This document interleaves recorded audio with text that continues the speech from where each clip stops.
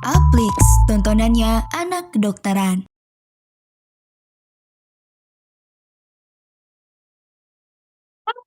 Max, kembali lagi bareng aku, Kak Adel. Di video kali ini kita akan belajar THT, khususnya rinitis dan sinusitis.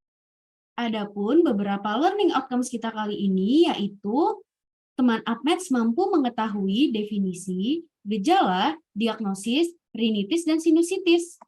Kemudian, teman APMETS juga mampu mengetahui pemeriksaan fisik, klasifikasi, rinitis, dan sinusitis, serta tata laksananya. Nah, kali ini kita akan mempunyai dua topik utama, yaitu sinusitis dan juga rinitis. Nah, rinitis itu nanti terbagi lagi menjadi rinitis alergi dan juga rinitis infeksi yang nanti akan kita bahas satu-satu. Oke, kita mulai dari rinitis alergi dulu. Jadi, rinitis alergi ini khas banget biasanya selain bersin-bersin, dia rinorea alias pilek. Kemudian ada gatal dan hidung tersumbat setelah terpapar alergen yang diperantarai oleh IgE. Jadi dia yang paling menonjol adalah gatalnya dan juga bersin-bersinnya tuh biasanya 2-3 kali dalam waktu yang bersamaan, dalam satu waktu. Jadi dia lebih sering frekuensi bersinnya di satu waktu dibandingkan rinitis yang bukan alergi, terutama setelah terpapar alergen, misal terkena debu. Nah, jenis rinitis alergi itu ada yang seasonal alias musiman, kayak misal lagi ada serbuk sari atau spora jamur. Ada juga yang perennial atau tahunan. Jadi dia akibat ingestan atau inhalan. Nah, kemudian klasifikasinya itu berdasarkan waktu dan derajat. Kalau berdasarkan waktu, dia dibagi menjadi intermittent. Kalau dia kurang dari 4 hari dalam seminggu, atau kurang dari sama dengan 4 minggu. Sedangkan kalau persisten, dia lebih dari sama dengan 4 kali per minggu, dan lebih dari 4 minggu.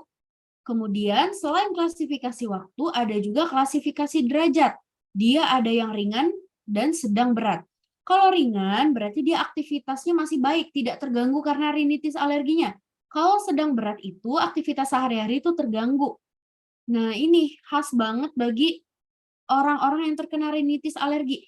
Biasanya dia suka menggaruk-garuk hidungnya seperti ini, sehingga di bagian hidung ada yang namanya transverse nasal crease.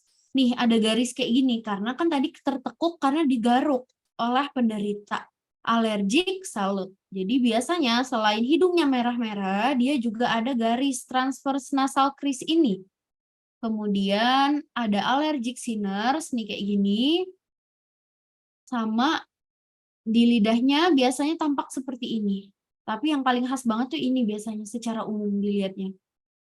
Oke, ini ada bagian diagnosis dan pengobatan rinitis alergi. Jadi mulai dari keluhannya pilek tidak sembuh-sembuh, misal 3 bulan atau lebih.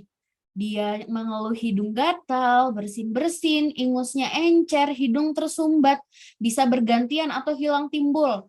Dan dia ada riwayat penyakit alergi di bagian tubuh lain, misal dermatitis atopik, atau jangan-jangan dia ada riwayat alergi keluarga, atau ada riwayat asma. Nah, itu bisa kecurigaannya ke arah rinitis alergi. Terus kita periksa dengan rinoskopi anterior dan nasoendoskopi, tampak mukosa hidung pucat. Kemudian sekretnya cair atau tidak ada sekret. Kalau iya ditemukan hal ini, maka periksa eosinofil sekret hidung. Bila negatif dan ada gejala, ulang sampai 3 kali. Kalau sampai 3 kali akhirnya positif, lakukan tes alergi atau tes kulit. Kalau dia positif, fix dia rinitis alergi.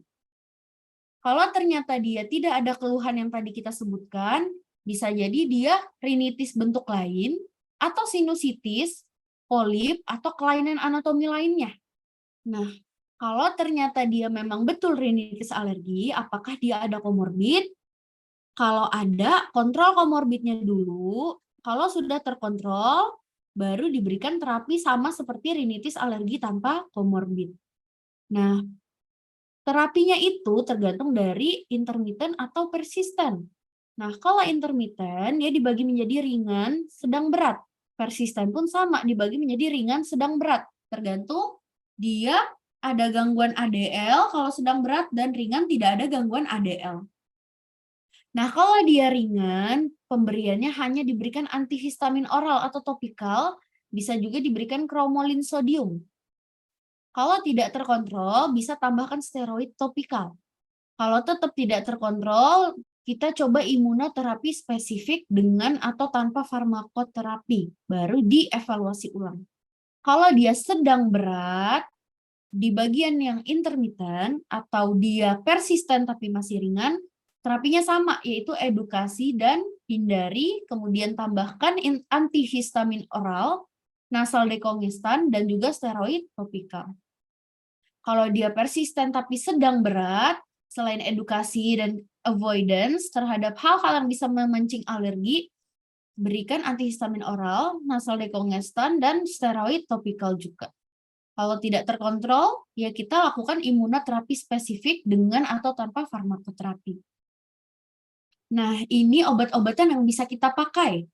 Ada H1 antagonis generasi 2, contohnya cetirizine, loratadine, ada juga dekongestan, bisa diberikan nasal, phenylephrine, bisa juga sistemiknya pseudoephedrine 2 kali 60 mg.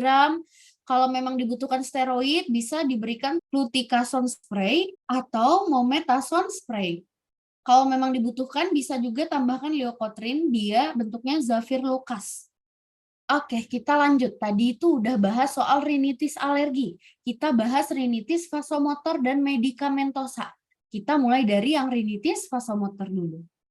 Rinitis vasomotor itu dipengaruhi oleh saraf parasimpatis. Jadi dia ada pelebaran jaringan vaskular sehingga terjadi sumbatan dan produksi mukus. Kemudian ada juga peranan saraf simpatis yang menyebabkan vasokonstriksi dan patensi hidung sehingga menurunkan aktivitas produksi mukus. Gejalanya dia sumbatan bergantian dalam lubang hidung kanan dan kiri, ada ingusnya, tapi dia jarang bersin dan tanpa gatal. Nah, ini sangat membantu membedakan antara rinitis alergi dan vasomotor. Tandanya dia biasanya ada edem mukosa, konkanya merah, berbenjol-benjol, dan sedikit serus.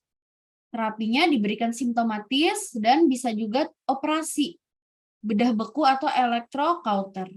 Lanjut ke rinitis medikamentosa, ini biasanya ada riwayat pemakaian vasokonstriktor topikal dalam waktu lama dan berlebihan.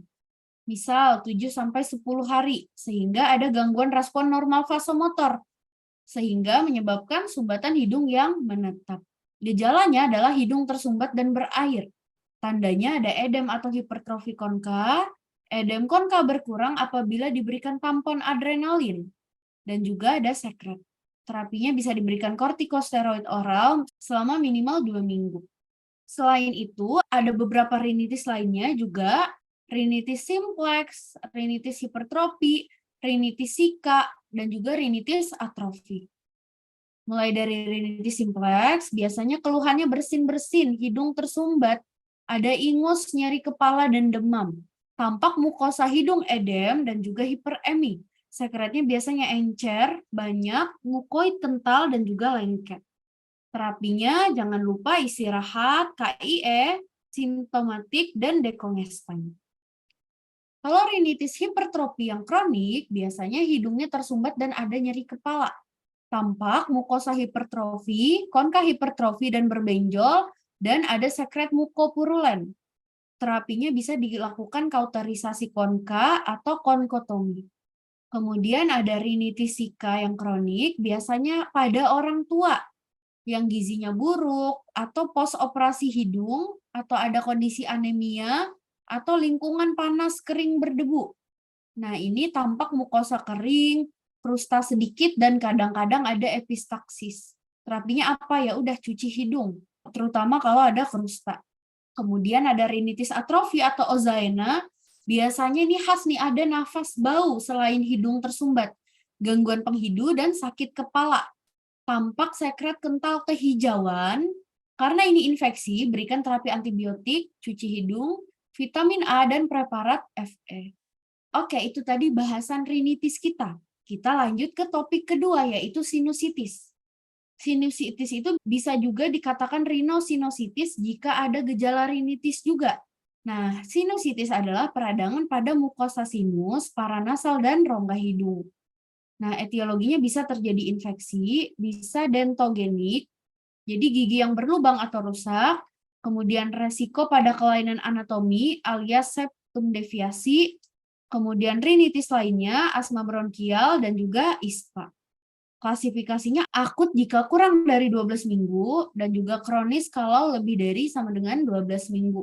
Gejalanya biasanya hidung tersumbat, keluar sekret dari hidung, nyeri wajah. Nah, ini lumayan khas ya untuk sinusitis untuk membedakan dengan rinitis biasa.